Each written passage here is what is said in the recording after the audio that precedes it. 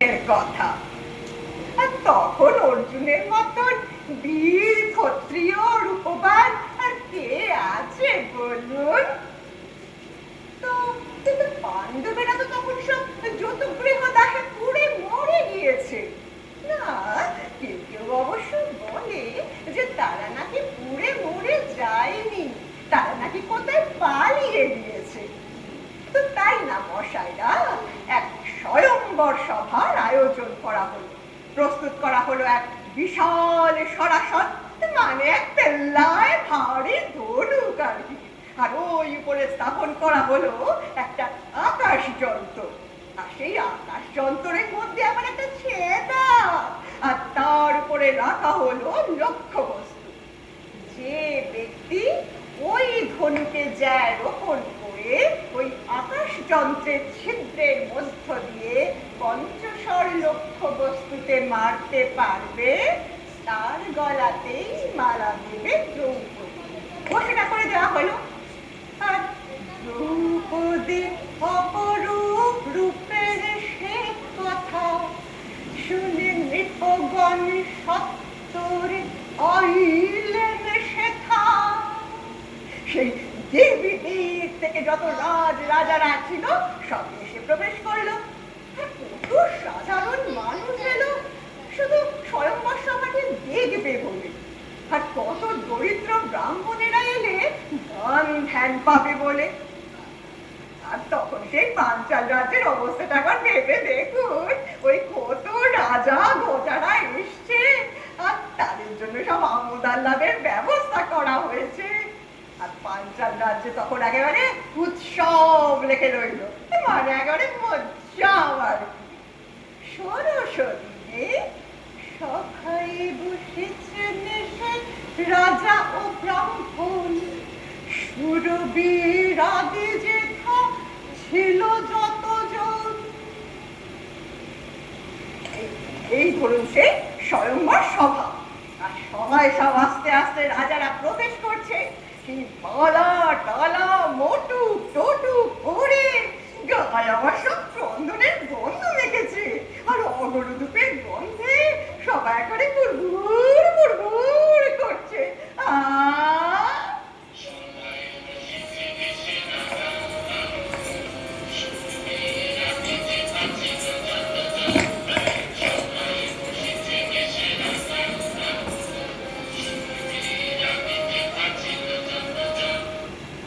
ওই দেখুন দেখুন দেখুন, দুর্যোধন আসছে, সঙ্গে আবার তার ৯৯টা ভাই, আর তার সঙ্গে শকুনি কর্ণ।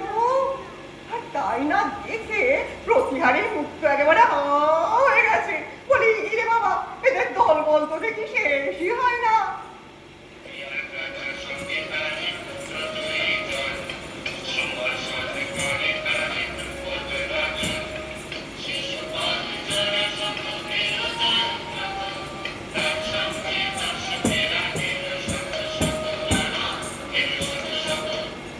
এমনি করে তো সব রাজারা এসে সেই সভাতে বসে, আর রাজারা তখন সব দ্রৌপদীকে দেখবার জন্য একেবারে ব্যস্ত হয়ে পড়েছে।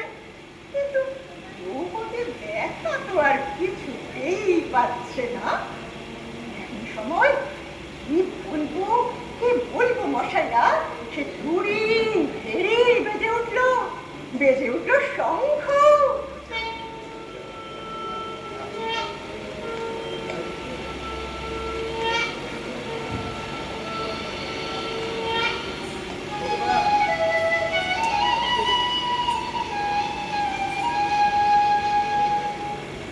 ওই শঙ্খের অলিন্দটা দিয়ে বিপদ রাজার পুত্র ধৃষ্টদ্যুম্ন দ্রৌপদীকে নিয়ে এদিকে আসছে। ওই দেখো ধৃষ্টদ্যুম্ন দ্রৌপদীর ভাই দ্রৌপদীর লয়ে দেখো আসেন কোথায়। আনত মুখানি তার হাতে রত্ন মালা, সভার সুখে ধীরে আসিছেন বালা।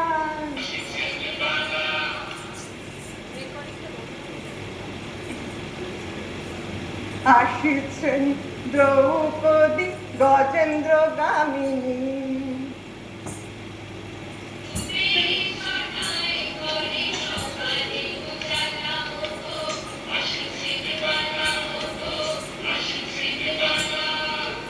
বাজিছে কঙ্কন, বাজিছে কিঙ্কিণী, বাজিছে নূপুরের ছন্দ।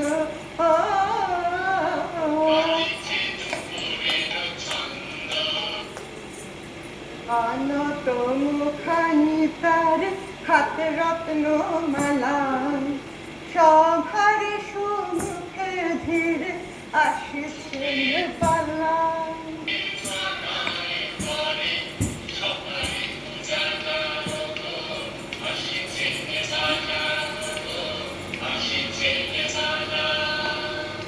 দ্রৌপদী তো তখন সভার মধ্যখানে এসে দাঁড়িয়েছে, আর যে যেখানে ছিল মশাইরা সব ঘুম রেখে পড়ে আর হা করে তাকে দেখতে লেগেছে।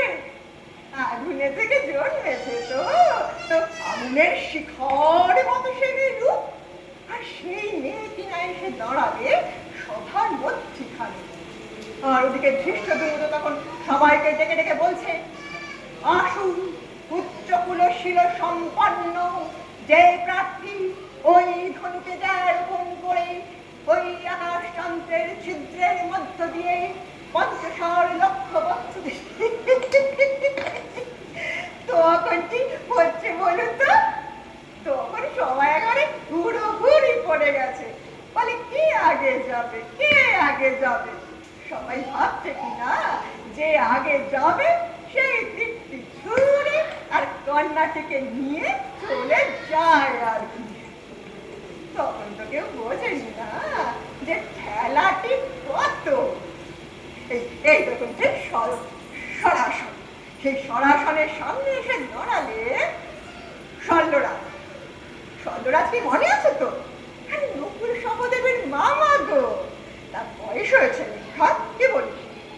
তাকিন খেতে যায়নি তো সে এসে দাঁড়ালে।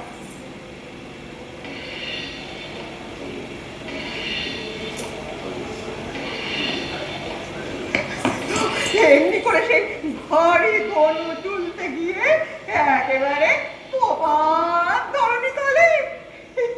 তারপরে সেই জরাসন্ধ, জয়দ্রথ, শিশুপাল সব তাহা বীর এসে সেই ভারী ধনু তুলতে গিয়ে একেবারে মাটিতে চিৎপাত হয়ে পড়লে। না, কর্ণ তো তুলেছিল ধনুটা, কিন্তু দ্রৌপদী তো তার গলায় মালা দিতে চাইলে না, তাই জন্য তার আর তীর ছোড়াও হলো না, চলে গেল। তখন সেই সবাই বিশেষ কেউ উঠছে না দেখে দুর্যোধন তো ছিল সেই সবাই, সে বললে উঠছে না, যেটা বলা। আর শকুনি তাকে চাপটে ধরে বলবে, রও রও কোথা যাও ভাগিনে আমার, লোকের হাসায় তব কাজ নাই আর, তীর ছুড়ে জয়লাভ হবে না তোমার। ও সেই গদার ব্যাপার থাকে যেও পারে ভয়, রও ভগিনায় আমার। ব্যাস, দুর্যোধনেরও তখন আর উঠে গিয়ে তীর ছোড়া হলো না। এদিকে পানি প্রার্থী রাজারা তো তখন সব আস্তে আস্তে লজ্জায় কেটে মরতে শুরু করলো। আর বিপদ রাজা সে তো তখন মনে মনে প্রমাণ করছে, বলে এই কি সর্বনাশ, এ কি কাণ্ড, বড় জুটবে না নাকি আমার মেয়ের কপালে? না, ধনুকটা বলয় এতটা ভারী না করলেই ভালো হতো। আর ওদিকে ধৃষ্টদ্যুম্ন, তার তো মুখ গেছে শুকিয়ে। সে তখন আবার সবাইকে ডেকে ডেকে বলছে, ইয়ে ইয়ে মানে মানে আসুন আসুন, ওই দর্শক আসনের মধ্য থেকে যদি কোনো বীর সরসন্ধানে ইচ্ছুক হন, আসুন আসুন।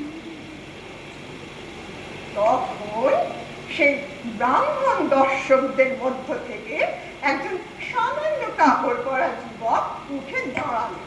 আর তাই না দেখে সবাই একেবারে হাসি রোল পড়ে গেল, বলে এ ছোড়া দ্রৌপদীর রূপ দেখে। আবার কেউ কেউ বললে, ক্ষত্রিয়েরা বললে, আচ্ছা কে হে যুবক? তখন সেই শাল প্রাংশু মহাবলী সামান্য কাপড় পরা যুবক, মানে যেই রকম কাপড় পরা থাকলে না আপনি আগে করি না, ওই তুই তুকারি করে থাকি আর কি, তো সেই রকম সামান্য কাপড় পরা যুবক উঠে এসে ওই সরাসনের সামনে দাঁড়ালেন। দাঁড়িয়ে একটু হাসলেন। মশাইরা তার বাহু, তার পায়ের গরম, আর তার জড়ানোর ভঙ্গিমা, আর ওই আত্মপ্রত্যয়ের হাসি, এসব দেখে সবাই কিরকম স্তব্ধ হয়ে গেল। সবাই কিরকম মোহিত হয়ে গেল। আর সব থেকে বেশি মোহিত হলো মশাইরা আমাদের দ্রৌপদী। সেই কৃষ্ণ বর্ণের যুবকটিকে দেখে তখন তার মনে হলো এতক্ষণ বাদে একজন সত্যিকারের বীর পুরুষ এসে দাঁড়িয়েছে সভা আলো করে। যুবকটি ধনুকে তুললেন, আর দ্রৌপদীর চোখ দুটো কিরকম নিবিড় হয়ে গেল। যুবকটি ধনুকিতে জ্যারোপণ করলেন, আর দ্রৌপদী ভাবছে, পারবে তো ওই বীর ওই লক্ষ্য ভেদ করতে, পারবে তো? পারলো! উঠে গেছে তীর, লেগেছে পঞ্চশর লক্ষ্য বস্তুতে। আর সবাই তখন হতবাক হয়ে গিয়েছে, কেউ কোনো কথাই বলতে পারছে না। এরই মধ্যে সম্বিত ফিরে পেয়ে ধৃষ্টদ্যুম্ন এসে দ্রৌপদীকে বললে, যাও কৃষ্ণা, যাও ওই ব্রাহ্মণ যুবকের গলাতেই তুমি মালা পরাও, যাও যাও। দ্রৌপদী তখন পায়ে পায়ে এগিয়ে গেলেন বরণমালাকে হাতে নিয়ে, আর যুবককে মৃদু হেসে মাথাটি নামিয়ে দিলেন, আর দ্রৌপদী তার গলায় মালাটি পরিয়ে দিলেন। মশাইরা ব্যাসমুনি বলেছেন যে সে তখন আরো অপরূপা হয়ে উঠেছিল। সে হাসছিল না, কিন্তু তার সারা মুখমণ্ডল হাসছিল। তার চোখের তারা দুটো উজ্জ্বল হয়ে উঠেছিল, আর সে মুগ্ধ হয়ে তাকিয়েছিল তার নতুন স্বামীর দিকে। আর এদিকে তো সবাই তখন মহামণ্ডল উপস্থিত হলো। ক্ষত্রিয়রা তখন অনেক কথা বলতে শুরু করলে।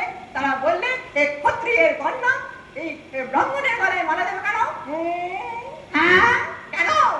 আবার কেউ বললে, এই দ্রুপদ রাজা মহাপালী এই আমাদের এতগুলো ক্ষত্রিয়কে এখানে ডেকে আমাদেরকে অপমান করেছে। এমনি করে তো ব্রাহ্মণ আর ক্ষত্রিয়দের মধ্যে যুদ্ধ বেড়ে গেল। হঠাৎ দ্রৌপদী দেখে যে তার সেই নতুন স্বামী একেবারে নাস্তানা বুট করে দিচ্ছে সব রাজাদের। আর তার পাশে এসে তখন দাঁড়ালে আরেকজন বিশাল চেহারার ব্রাহ্মণ যুবক, আর সে কোত্থেকে একটা গাছ তুলে নিয়ে এসে সবাইকে পেটাতে শুরু করে দিলে। আর এরই মধ্যে রণে ভঙ্গ দিয়ে কর্ণ এসে দাঁড়ালে তার স্বামীর সামনে, বলে, তুমি কে হে যুবক? তুমি তো ব্রাহ্মণ নও, কে তুমি?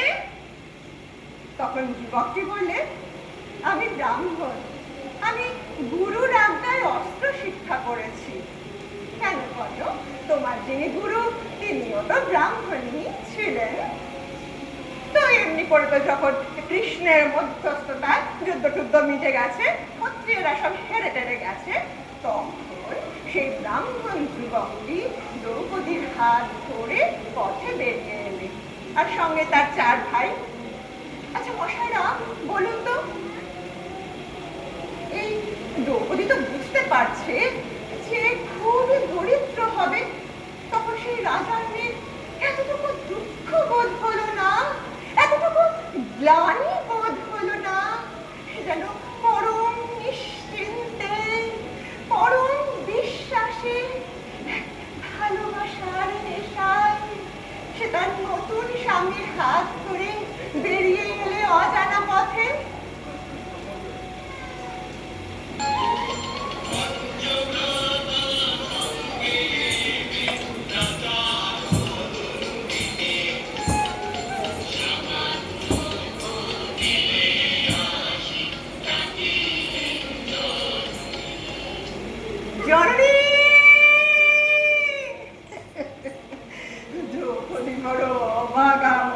মহারাজা শ্বশুর বাড়িতে আসতেই শাশুড়ি বললে সম্পত্তি 5 ভাগে ভাগ করে নিতে। তিনি বললেন, ও তোমরা যা এনেছ 5 জনে মিলে ভোগ করো বাবা। যুধিষ্ঠির তখন তাকালে নিজের দিকে, তাকালে অন্য সব ভাইদের দিকে, আর তাদের চোখ তখন দ্রৌপদীর দিকে, মুখগুলো সব কামনায় উজ্জ্বল। যুধিষ্ঠির বুঝতে পারলে এই মেয়েকে যদি কোনো এক ভ্রাতা একা বিয়ে করে তাহলে তাদের মধ্যে মিল থাকবে না। তখন তিনি বললেন, তাই হবে মা। তখন হঠাৎ দ্রৌপদীর দিকে তাকিয়ে দেখে সেই কচি নিষ্পাপ সরল মুখটা এরকম যেন হয়ে গিয়েছে। সে কিছু বুঝতে পারছে না। সে ভাবছে, এরা সব কি বলছে। কুন্তির বুকের ভিতরটা তোলপাড় করে উঠল। কিন্তু কুন্তি প্রজ্ঞাবতী, তিনি জানেন যে সংসারে প্রধানত গণ্ডগোল উপস্থিত হয় সম্পদ নিয়ে অথবা নারী নিয়ে। আর এই নারী নিয়ে যদি আজকে এদের মধ্যে বিবাদ বাঁধে তাহলে ঋতরাজ্য পুনরুদ্ধার হবে কি করে। কিন্তু তিনি আবার ভাবেন, এর জন্য এতটা মূল্য দেওয়া। আরে ওই কচি মেয়ে। তখন তিনি বললেন, আমি প্রায় ভুল বলেছি বাবা, আমি পাপ করেছি। ও তোমরা যা ভালো বুঝো তাই করো, তোমরা ঠিক করো বাবা। যুধিষ্ঠির বললে, না মা, তুমি ঠিক বলেছ, তুমি যা বলেছ তাই হবে, তাই হবে।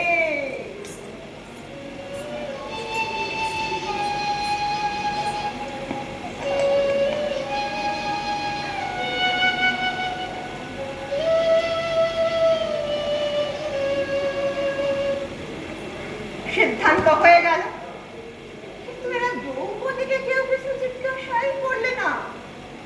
দ্রৌপদী অবশ্য নিলে, আর তখন সেই রাজার আদরের দুলালি হলো গিয়ে পাণ্ডবদের সম্পত্তি। আচ্ছা, সেই সময়টা মনে করুন তো মশাইরা, সেই যে পাশা খেলার সময়, আরে সেই দুর্যোধনের কি অবস্থায় টানা হয়েছিল। আরে বাবা, তখন তো তার আর পঞ্চস্বামীর দরিদ্র নয়, তখন তাদের ইন্দ্রপ্রস্থের রাজসভায় বাস। আর সে কি প্রাসাদ গো মশাই না, সে ময়দানে তৈরি গো। যেখানে মনে করো দেয়াল, সেখানে আসলে কিছু নেই, আবার যেখানে মনে করো কিছু নেই সেখানে আসলে দেওয়াল। হে গো, স্ফটিক দিয়ে তৈরি যে।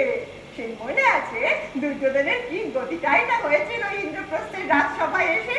আরে সেই রাজস্ব যজ্ঞের নিমন্ত্রণে এসেছিল। সেই স্ফটিকময় একটা স্থানে জল আছে ভেবে, পদ্মপ্রভৃত সরোবরে সবে শুকনো ডাঙা, আর সোজা সুজি যেতে গিয়ে জলে গড়ে আউড়ু। তাই না দেখে দ্রৌপদী আর ভীম তো হেসেই অস্থির। আর সেই হাসি কিনা দুর্যোধনকে ব্যঙ্গ করে। সেই হাসি রিনরিন আওয়াজ শুনে ক্রোধে দুর্যোধনের শরীর কাঁপে থরথর। দুর্যোধন তখন হস্তিনাপুরে ফিরে এসেই বললে, বাবা, আমি ওদের সঙ্গে যুদ্ধ করব। আর ভয় তো তখন ধৃতরাষ্ট্র রাজি হলে না। তখন শকুনি বললে, বাঘনে, ও যে সম্পদ দেখে তোমার এত জ্বলন, ও তো আমি পাশা খেলাতেই হরণ করে দেব। তোমার আর যুদ্ধ করবার দরকারই হবে না। আর সেই সময় থেকেই তো সেই ধৃতরাষ্ট্রের রাজসভায় পাশা খেলার সূত্রপাত মশাই। এই ধরুন সেই পাশা খেলার সভা। আর তার এই ডান পাশে বসে আছে পাণ্ডবেরা, আর এই বাঁ পাশে দুর্যোধন, দুঃশাসন, কর্ণ, শকুনি, আর এই মধ্যভাগে বসে আছে ধৃতরাষ্ট্র। আর সব আরো গুণীজনেরা আস্তে আস্তে প্রবেশ করছে। পিতামহ ভীষ্ম, গুরুদেব দ্রোণাচার্য, কৃপাচার্য, ধর্মাত্মা বিদুর, শল্যরাজও আছেন সেখানে, আরো সব গুণীজনেরা। বলতেই তো ভুলে গেছি। আর ইন্দ্রপ্রস্থ থেকে হস্তিনাপুরের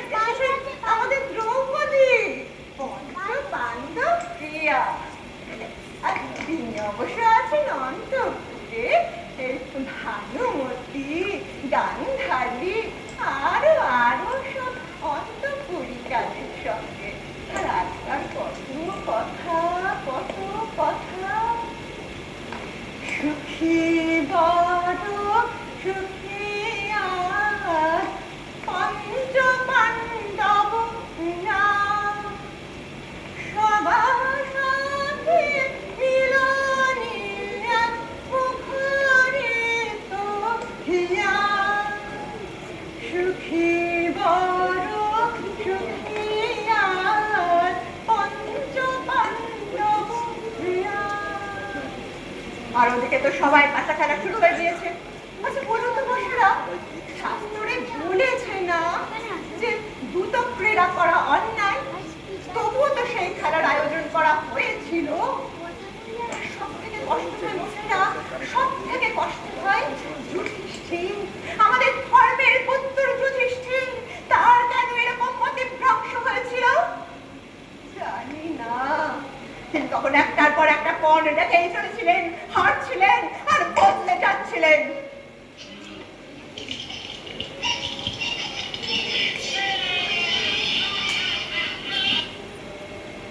করে সব ধন সম্পদ, সব ভ্রাতাদের, তার ছোট ভাই নকুল, সহদেব, ভীমসেন, আমাদের দ্রৌপদীর অর্জুন, একে একে সব ভ্রাতাদের তিনি পণে রাখলেন এবং হারলেন। শকুনি বলে, ভালো, এবারে কি পণে রাখবে? যুধিষ্ঠির বলে, আমি নিজে।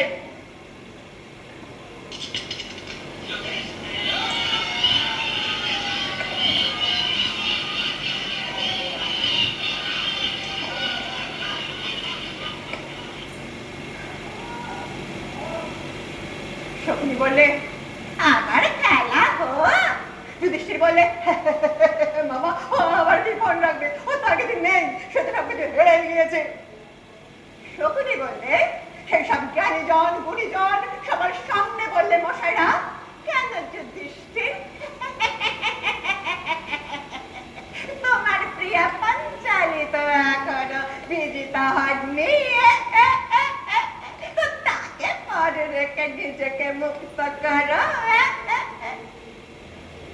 তখন দুর্যোধন দুঃশাসন সবার চোখগুলো এরকম লোভে চকচক করে উঠলো। হ্যাঁ বলে, হ্যাঁ হ্যাঁ হ্যাঁ, দ্রৌপদী দ্রৌপদী।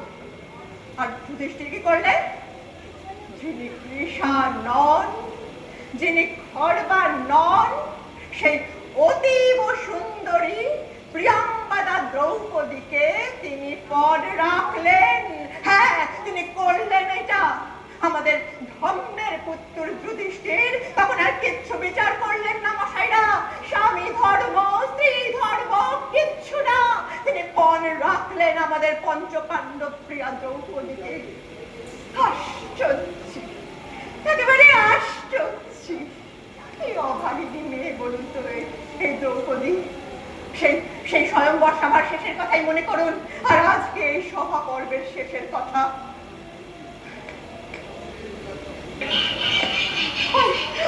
ওই গান পড়েছে, শকুনি জিতেছে। ছি ছি ছি ছি ছি, সবাই হৃদয় উল্লাস। শকুনি, দুর্যোধন, দুঃশাসন, সবার মুখে কি নিষ্ঠুর লালসা। সামনে পাণ্ডবেরা বসে, সব গুণীজনেরা বসে, তারা সবাই বাক্যহারা।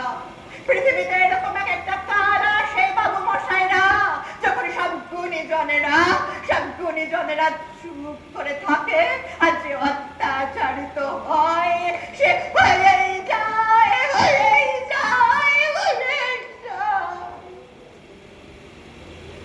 অথচ সুখী, বড় সুখী ছিল পঞ্চ পাণ্ডব প্রিয়া।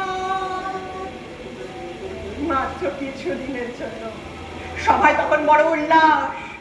কর্ণ বললে দুর্যোধনকে, সখা দুর্যোধন, পাণ্ডবেরা তো এখন দাস, তারা কি এখন রাজা সনে বসতে পারে? তখন তাই না শুনে পাণ্ডবেরা তাড়াতাড়ি তাদের রাজবেশ ত্যাগ করে ধুলোর আসনে এসে বসলে। আর তাই না দেখে দুর্যোধনের দল বলে শুনি খ্যাক খ্যাক খ্যাক খ্যাক করে হাসি। দুর্যোধন বললে প্রাতিকামীকে, প্রাতিকামী যাও, অন্তঃপুর থেকে আমাদের দাসী পাঞ্চালীকে সবার মধ্যে টেনে নিয়ে এসো, যাও।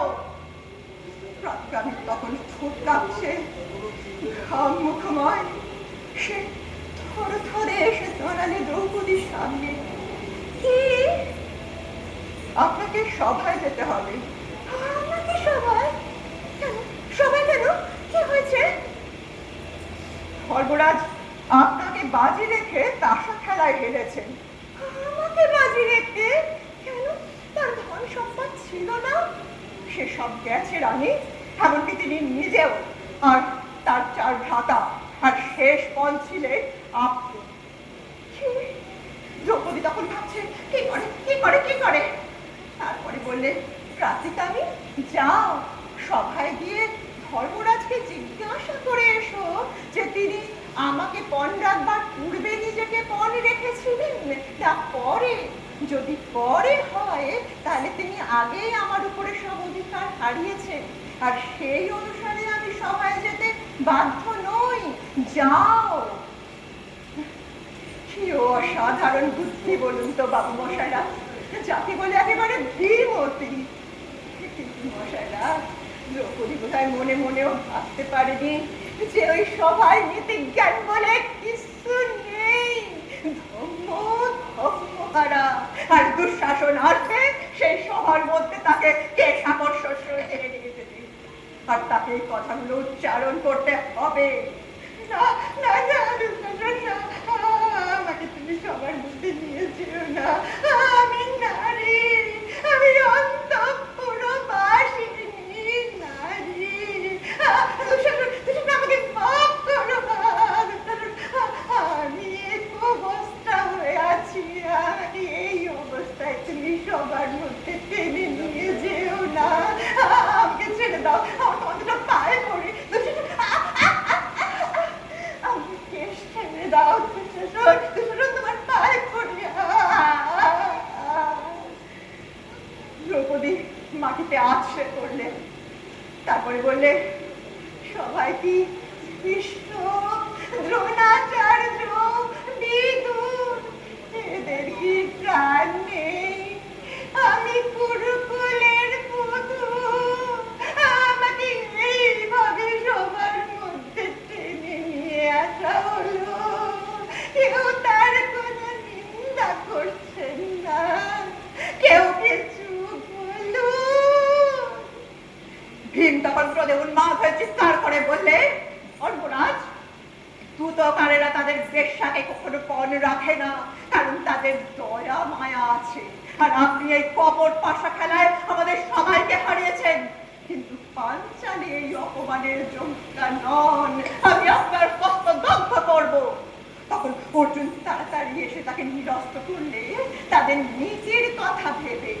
আর দুর্যোধন দুঃশাসন তখন উল্লসিত চিৎকার করে বললে, সেই সব জ্ঞানীজন, গুণীজন, গুরুজন সবার সামনে বললে যে পঞ্চস্বামীকে ভজনা করতে পারে সে তো বেশ্যা, সে আজকে বিজিতা।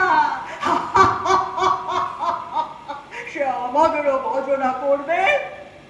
তখন দুর্যোধনের এক অল্প বয়সী ছোট ভাই বিকর্ণ বললে, দ্রুত ক্রীড়া তো হচ্ছে রাজাদের একটা খেলা, তার পরিণাম এত ভয়ঙ্কর হতে পারে। কর্ণ বললে, দাতা কর্ণ বললে, বীর কর্ণ বললে, আর আমাদের আধুনিক কালের কল্পনায় ভাগ্য নিপীড়িত মহাবীর কর্ণ বললে, যাও দুঃশাসন, যাও ওই নারীর বস্ত্র হরণ করো গিয়ে এই সবার মধ্যিখানে। যাও। তখন একবস্ত্রা হয়ে আছে তো, তাই লজ্জায় সংকোচে উঠে পালাতে পারছে না। না না দুঃশাসন, না না, এটা সবার মধ্যে করতে দেওয়া যায় না। এটা অন্যায়, এটা অন্যায়। আপনি আপনার পুত্রকে এক্ষুনি নিবৃত্ত করুন মহারাজ। বিদুর চিৎকার করে উঠলেন, ধর্ম, যিনি ক্ষত্রিয় নন, যিনি দাসী পুত্র, তিনি আর থাকতে না পেরে প্রতিবাদ করলেন, ভীষ্ম, ধৃতরাষ্ট্র, এমন সময় সেই সবার চতুর্দিক থেকে কিসবের যেন আওয়াজ ভেসে আসতে শুরু করলো মশাইরা। কিসের যেন ডাক, সেসব অমঙ্গলের ডাক মশাইরা। শেয়াল কুকুরের, পেঁচার, আর সেসব অমঙ্গলের ডাক শুনে বুঝি ধৃতরাষ্ট্র ভয় পেলেন রাজ্য ধ্বংস হয়ে যাওয়ার। হ্যাঁ, কোনো ন্যায় নীতির কথা থেকে নয়। আর তাই তিনি ওই অত শত কাণ্ড ঘটে যাওয়ার পর দ্রৌপদীর কাছে এসে তাকে বর দিয়ে তাকে সব কিছু ফিরিয়ে দিলেন। সব কিছু ফিরিয়ে তো দিলেন। আচ্ছা মশাইরা, বলুন তো তাতে হলোটা কি? বলি, তাতে হলোটা কি? সেই তো মাত্র 1 মাসের মধ্যে সেই পাশা খেলায় হেরে সব রাজ্য সম্পদ সব ছেড়ে তাদের যেতে হলো বনে। সেই গোড়াতেই বললুম না মশাইরা, সব পেয়েও সর্বহারা এক অভাগিনী মেয়ের কথা বলছি। বলি, 13 বছরের জন্য তাকে গৃহহারা করে দিলে কৌরবেরা। সুখী বড় সুখী ছিল পঞ্চ পাণ্ডব প্রিয়া।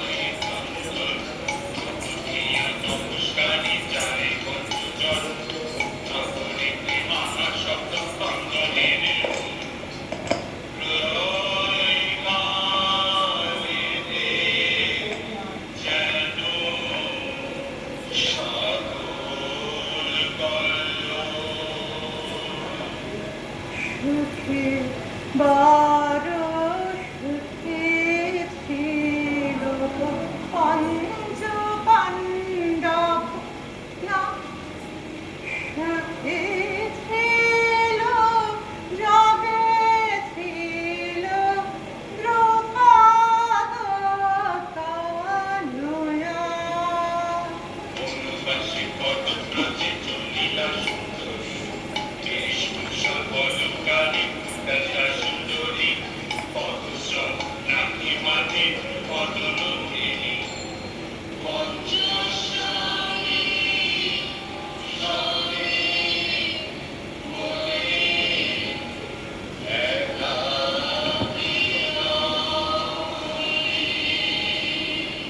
সুখী বড় সুখী ছিল দ্রৌপদ তনয়া। সুখী